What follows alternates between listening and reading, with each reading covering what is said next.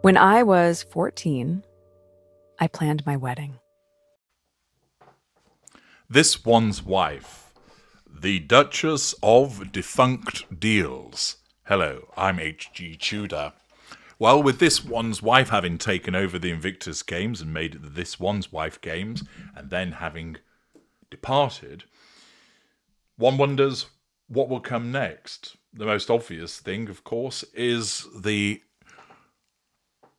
show, the cookery show, that was pushed back from January into March, which is just around the corner. Will we see any attempt at promoting it from Netflix, or do they not care, as I've pointed out previously? And is anything going to happen with American Riviera Orchard, which is now nearly a year old and has done the square root of fuck all? Well, it would appear that the Daily Mail has some insight in respect of what we might expect next concerning This One's Wife and her ambitions to make money through being a giant of the retail world. Martin Robinson writes, "From little acorns mighty oaks grow," or so the English proverb goes. And while This One's Wife may have hoped for somewhere grander to launch her American Riviera Orchard brand, everyone has to start somewhere. It's revealed that after she returns from the 2025 Invictus Games in Vancouver and Whistler, the Duchess of Sussex will unveil her high-end food and homeware brand to coincide with her new TV show. Well, valuable viewers, do you think that there is actually going to be something to unveil? Do you think that she's actually undertaken some work and created something, and that we will see finally the reveal of products? But rather than being in a well-heeled supermarket like Whole Foods or high-end department stores like Macy's, her wares will first pop up in two American megamalls on the outskirts of Dallas and Philadelphia. Now, we have heard about that previously. The suggestion was that it would basically be setting aside space in Netflix's new brick-and-mortar stores, so there'd be a concession for This One's Wife's tat. Her product range has not been revealed, although jam, tea, coffee, wallpaper, pet shampoo, olive oil, and much else besides have been rumoured. The first of the American Riviera Orchard stands, well, so this is a long way from it having its own shops or having a warehouse or a fulfillment centre, as Amazon would call it, dedicated to an online offering. Instead, it would appear that to tie in with the cookery show, they're just going to create a bit of merch and stick a stand in their stores so that if you are really dedicated to following This One's Wife, you can pop along and buy some ARO branded shite. One wonders if it can be branded as such, because there still seems to be a trademark dispute in that regard. So maybe it's going to be called With Love, This One's Wife instead.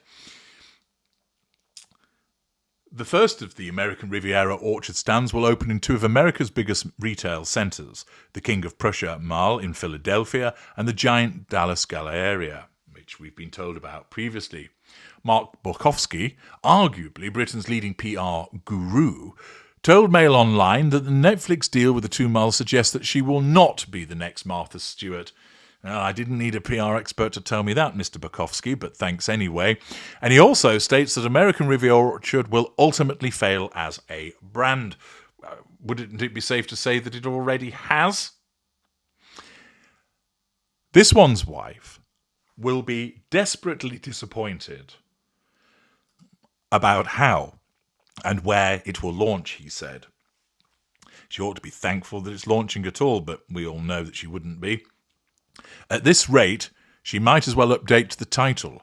Duchess of Defunct Deals has a certain ring to it, he said. Well, Mr. Bukowski is certainly no fan of hers. I suspect American Riviera Orchard may end up less Martha Stewart empire and more a boutique stand at a Santa Monica farmers market, swiftly abandoned when the next revenue-generating project comes calling. Indeed. I suspect that the general concept of American Riviera Orchard was, as I've said previously, that she says, I've got this idea, American Riviera Orchard, which retail giant wants to buy it off me? What? No? Nobody? Right, okay. What, you're saying that I'm going to have to appoint a CEO? Well, I'll do that. What, I'm going to have to develop a website and develop a way of fulfilling the orders and actually create products, etc.? Oh, gosh, really? I have to do all of that? No, I'm not going to bother. And ultimately, from where it was suggested that she would be able to merge the idea to not being asked to actually create anything, it's now fallen down to essentially, you're doing a cookery show, and to tie in with that, there's going to be some merchandise which Netflix will allow you to have a couple of stands in their bricks and mortar store. And some sugars will buy it, and everybody else will think it's completely overpriced tat and won't be interested in it. And moreover, I'm not bothered about having anything associated with this woman. And therefore, because the initial idea, which was, I've got an idea for a lifestyle brand, somebody else do all the work and buy the idea off me for millions, didn't come to fruition, she didn't do anything with it. And that's why, as I said before, it's in a shallow grave. She's not going to do anything with American Riviera Orchard. I suspect this has been pushed by other people just as part of a tie-in to try and make the cookery show work, and that she'll be focused on something else, as she invariably does, as she flits to the next thing, which will also fail. Mr. Bukowski also states, the model launches proves my original theory. We can, in fact, live a perfectly fulfilling life without a jar of handcrafted, ethically sourced, mindfulness-infused preserve.